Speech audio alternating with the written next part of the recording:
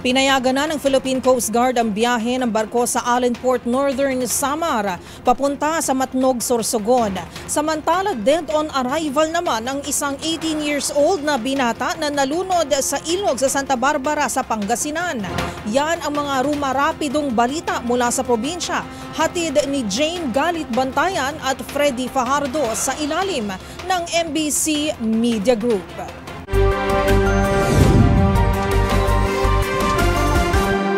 Pinapayagan na ngayong araw, Oktubre 25 ang biyahe ng barko sa port ng Northern Samar patungo sa Matnog, Sorsogon matapos ang 4 na araw na pagkakasila sa nasabing biyahe dahil sa bagyo si Christine kung saan isinailalim sa Storm Signal No. 1 ang buong lalawigan ng Northern Samar. Matatandaan, mahigit sa 2,000 ang naitalang stranded na mga pasahero sa 3 port sa Northern Samar. Ayon sa Pag-asa Katarman, lifted na ang storm signal sa buong lalawigan at maaari nang bumiyahe ang barko. Samantala, nung nakarang araw ay pinayagan ang biyahe ng mga maliliit na sakyan pandagat sa mga bayan sa lalawigan. Panawagan naman ng Coast Guard sa mga sakyan pandagat maging vigilante at alerto sa sitwasyon ng panahon. Mula sa MBC Network News, RH34 Jane Galit Bantayan, una sa Pilipinas, una sa Pilipino. 18 anyos na binata nalunod sa ilog sa Santa Barbara, Pangasinan. Hindi na umabot ng buhay sa paggamutan ng biktima na nakilalang si John Peter Garcia Pante, 18 anyos, binata scrap by insale at residente ng resettlement area sa Barangay Liit, Santa Barbara. Sa ulat ni Chief of Police Lieutenant Colonel Michael Datuin, alas 4 ng hapon kahapon kasama ng biktima ang kaibigan nitong 17 anyos na binatilyo nang magtungo sila sa ilog upang manghuli sana ng isda. Subalit habang sila naglalakad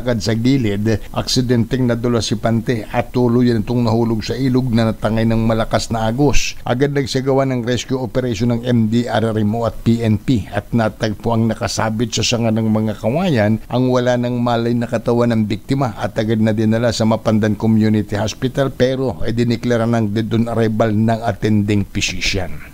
Para sa MBC TV Network News, ito si Freddy Fajardo. Sama-sama tayo, Pilipino.